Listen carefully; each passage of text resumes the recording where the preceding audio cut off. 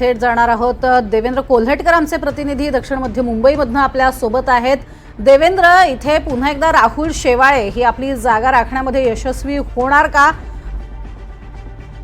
हा महत्त्वाचा मुद्दा आहे। मात्र आता आपण बघतोय काहीच वेळात मतमोजणीला सुरुवात होणार आहे। पुढच्या 40 मिनिटात पहिला कल हा हाती येणार आहे। आत्ताची महत्त्वाची अपडेट आपण बघतोय, जे काही निकाल आहेत, तुम्ही केलेलं जे मतदान आहे त्याची मतमोजणी जी आहे ती अगदी काहीच वेळात सुरू होणार आहे आणि त्यामुळे पहिला कल हाती येण्यास केवळ 40 मिनिटांचा अवधी बाकी आहे।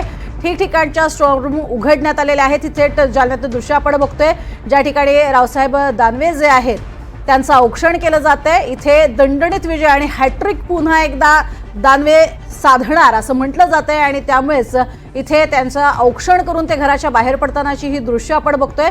अर्थातच प्रत्येकानं विजयाचा जरी दावा केलेला असला तरी सुद्धा इथले विजयी दावेदार दानवे हे मात्र सगळ्यात जास्त स्ट्रॉंग आहेत आणि भाजपकडनं या जागेकडे बघायचीही गरज नाही अशा स्वरूपामध्ये दानवेंची ही जागा आहे।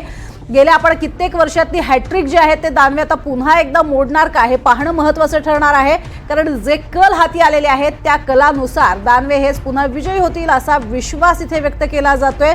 कोणत्याही स्वरूपाची अँटी इन्कम्बन्सी इथे नाही अशा स्वरूपाचा सुद्धा एक दबक्या आवाजामध्ये सूर आपल्याला पाहायला मिळालेला आहे आणि त्यामुळे पुन्हा एकदा रावसाहेब दानवे हे विजयी होतील असाही विश्वास हा व्यक्त केला जातोय।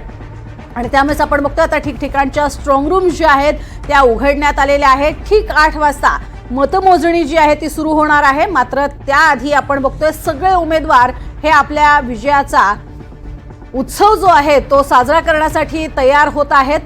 अनेक ठिकाणी देवपूजा केली जाते, अनेक ठिकाणी होमहवन केलं जातंय। तर रावसाहेब दानवे आपण बघतोय कशा पद्धतीनं त्यांचं औक्षण जे आहे ते केलं जातंय आणि विजयासाठी म्हणून आणि विजय उत्सव हा साजरा करण्यासाठी म्हणून घराच्या बाहेर पडताना असेच सर्व उमेदवार आपल्याला येत्या काळात पाहायला मिळणार आहेत।